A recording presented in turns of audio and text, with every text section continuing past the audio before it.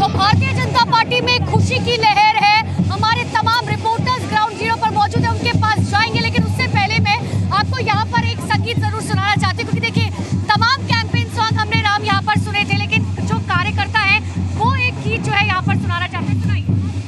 जय श्री राम, जय जय श्री राम। जो राम को लाए हैं हम उनको लाएंगे, जो राम को लाए हैं हम उनको लाएंगे। दिल्ली में भी से हम भगवा लहराएंगे, अरे जो राम को लाए हैं भगवा लहराएंगे। हम भगवा लहराएंगे, ये कहा जा रहा है यहाँ के तमाम कार्यकर्ताओं का। मेरे दो रिपोर्टर्स हमारे साथ जुड़े हुए हैं। हमारे साथ इस वक्त राम कृपाल जी हैं, वरिष्ठ पत्रकार हैं। हमारे साथ राकेश उपाध्याय जी हैं, वरिष्ठ पत्रकार हैं। मेरे सहयोगी रविंद्र भी जुड़े हुए हैं और देवेश इस वक्त आम आदमी पार्टी के दफ्तर से मेरे साथ लाइव कनेक्ट हैं। पहले मैं रविंद्र के पास चलना चाहता हूं। रविंद्र, प्रधानमंत्री आ रहे हैं, उससे पहले ही सभी ने अपनी अपनी जगह ले ली है, जरा बताइए। देखिए, अमूमन 2014 के बाद ऐसा ही होता है। हर जीत के बाद प्रधानमंत्री नरेंद्र मोदी कार्यकर्ताओं को संबोधित करते हैं और जीत का श्रेय अपने कार्यकर्ताओं को देते हैं कि उनके मेहनत से जीता। आज आपने देखा कि उन्होंने ट्वीट भी किया, एक्स पर पोस्ट किया है कि कार्यकर्ताओं की जीत है और दिल्ली को हम संवारेंगे। अब से थोड़ी देर बाद ही 6:30-7 बजे करीब प्रधानमंत्री नरेंद्र मोदी जहां पर आप खड़े हैं वहीं पर मंच पर आएंगे। उनके साथ गृह मंत्री अमित शाह, राजनाथ सिंह, पार्टी अध्यक्ष जेपी नड्डा रहेंगे। उनको बड़ा से एक माले से स्वागत किया जाएगा और उसके बाद कार्यकर्ताओं को संबोधित भी करेंगे प्रधानमंत्री नरेंद्र मोदी। तो कहीं ना कहीं एक बहुत बड़ी जीत है। 27 साल के वनवास खत्म हुआ है और आप देखिए कि 2% वोट ज्यादा मिला है आम आदमी पार्टी से और 40 सीटें जीत ली ज्यादा। लेकिन आम आदमी पार्टी के आवास के बाहर, यानी कि अरविंद केजरीवाल के घर के बाहर जो है सन्नाटा पसरा हुआ है। वहां ये चलते हैं, मेरे सहयोगी देवेश लगातार मौजूद है। देवेश, जरा वहां की तस्वीरें दिखाइए। क्या अरविंद केजरीवाल आज अपने आवास के बाहर निकलने वाले हैं? क्या मीडिया से बातचीत करेंगे? ठीकरा किसके ऊपर फोड़ा जाएगा हार का? क्या तस्वीर है? देखिए, बिल्कुल सीधी तस्वीर आपको दिखा देते हैं। अरविंद केजरीवाल के आवास पर इस वक्त हम मौजूद हैं और अभी अंदर जो है भगवंत मान पहुंचे थे, लेकिन वो यहां से निकल चुके हैं। सन्नाटा जरूर पसरा हुआ है क्योंकि बड़ी हार आम आदमी पार्टी की हुई है। खुद अरविंद केजरीवाल हार गए। ऐसे में जो उम्मीद थी दरअसल एक बार फिर से सत्ता में आने की, उन पे कहीं ना कहीं पानी फिर गया। तो ऐसे में अभी अरविंद केजरीवाल अपने आवास पर ही मौजूद है। इस वक्त सौरभ भारद्वाज अभी थोड़ी देर पहले पहुंचे थे। दिल्ली की सीएम जो हैं आतिशी, वो भी यहाँ मौजूद है। दरअसल इससे पहले अरविंद केजरीवाल ने एक सोशल मीडिया एक्स पर पोस्ट किया था अपना वीडियो और उसमें बाकायदा ये कहा था, उन्होंने अपनी हार जो है दरअसल वो स्वीकार की थी और कहा था कि विपक्ष की अहम भूमिका अब आम आदमी पार्टी दरअसल निभाएगी। और साथ ही साथ ये भी कहा कि जो वायदे दरअसल बीजेपी ने किए थे दिल्ली की जनता से, अब वो वायदे वो पूरे करें। दरअसल उन्होंने भी ये जिक्र किया कि 10 साल में आम आदमी पार्टी की सरकार ने किस तरह से काम किए, शिक्षा, स्वास्थ्य को लेकर, डेवलपमेंट को लेकर, उन सब चीज़ों का जिक्र किया। और साथ ही साथ क्योंकि बड़ी हार है, ऐसे में अरविंद केजरीवाल ने वो हार भी स्वीकार की है। लेकिन क्योंकि बड़ी हार हुई है तो ऐसे में जाहिर सी बात है उनके आवास पर हम मौजूद हैं और पूरी तरह से जो सन्नाटा है। ये हार स्वीकार की है, लेकिन जहां जीत है उसकी एक तस्वीर भी देखना जरूरी है। मेरे सहयोगी थोड़ा इस तरफ दिखाएंगे। एक बड़े से लोग यहाँ पे देखिए तैयारी के साथ यहाँ पे आए हैं और पूरी तैयारी के साथ यहाँ पे जश्न मनाया जा रहा है। मैं और अनुपमा आपको एक एक तस्वीर दिखाएंगे बीजेपी दफ्तर की। इस तरफ जरा तस्वीर देखिए।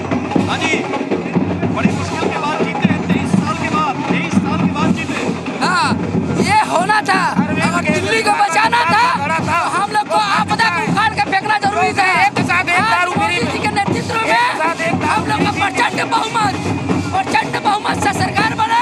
ये पूरा दिल्ली वासियों को क्या कहेंगे जी बात का घड़ा कहेंगे भर चुका है। कहना क्या जी, 5 साल बाद यमुना में आप और हम इकट्ठे डूब के आज हमारे ये केजरीवाल जी तो झूठे वादे करके 10 सालों से बोल रहे हैं।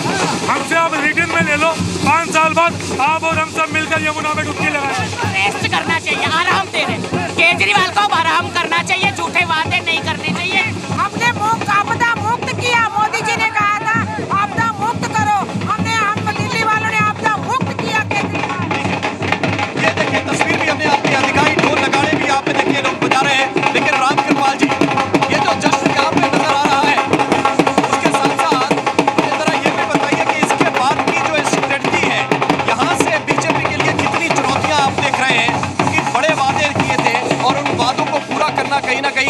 बड़ी चुनौती नजर आने वाली है।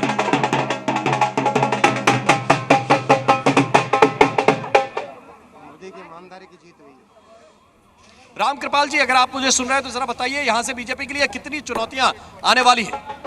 जी जी देखिए, चुनौतियां तो कोई भी सरकार जो रहती है उसके सामने हमेशा रहती हैं, लेकिन बीजेपी ने जो वादे किए हैं मुझे लगता है वो पूरा करने की स्थिति में होगी और पूरा करेगी भी।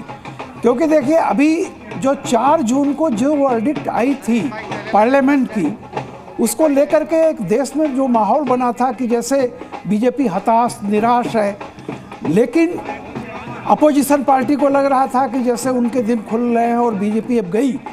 लेकिन उसके बाद से देखिए, हरियाणा में चुनाव, महाराष्ट्र में चुनाव और आज दिल्ली में, तो जाहिर सी बात है कि कहीं ना कहीं जनता को ये भरोसा है कि बीजेपी जो वादा करती है उसको पूरा करने की भरपूर कोशिश करती है। हो सकता है कि पूरे वादे न पूरे। विधानसभा में हम देख रहे हैं कि नजर आ रहा है, राकेश उपाध्याय भी हमारे साथ लगातार बने हुए वरिष्ठ पत्रकार है। राकेश जी, 2 चीजें भारतीय जनता पार्टी के लिए बहुत पॉजिटिव फैक्टर के तौर पर साबित हुई, अगर आप मुझे बताइएगा मैं गलत हूँ तो। सबसे पहला बजट जिसमें मिडिल क्लास को बहुत फायदा दिया गया, और दूसरा जो 8वें वेतन आयोग का वादा भारतीय जनता पार्टी की तरफ से किया गया था। राकेश जी, बिल्कुल आपने सही कहा। पहले 8वें वेतन आयोग का एक तरह से गठन का ऐलान सरकार ने किया, और उसके बाद बजट स्पीच में निर्मला सीतारमण जी ने प्रधानमंत्री जी की संकल्पना के अनुसार जो छक्का मारा और 12,75,000 रुपए का एक ऐलान किया इनकम टैक्स में मध्य वर्ग को छूट दी, और तमाम ऐलान किए। इन सब का एक सीधा असर, क्योंकि जो केंद्रीय दिल्ली है वो तो सरकारी कर्मचारियों से भरी हुई है, या तो काम करने वाले लोग हैं या रिटायर लोग हैं, उनके मन में एक उम्मीद आ गई कि इस सरकार ने पहली बार तमाम दुश्वारियों के बावजूद हमारी स्थिति, और ध्यान रखिए 2014 में 2 लाख रुपए तक जीरो टैक्स था जो हमारा आयशील वर्ग है। आज 10 साल बाद 12 लाख रुपए, 13 लाख के करीब जो रुपया है उस पर जीरो टैक्स हो गया। तो जाहिर तौर पर इसने जो है बीजेपी की जीत को सुनिश्चित कर दिया। आम आदमी पार्टी की जहां नाकामी है, वहीं बीजेपी की सफलता में इस बजट घोषणाओं ने एक तरह से संजीवनी का काम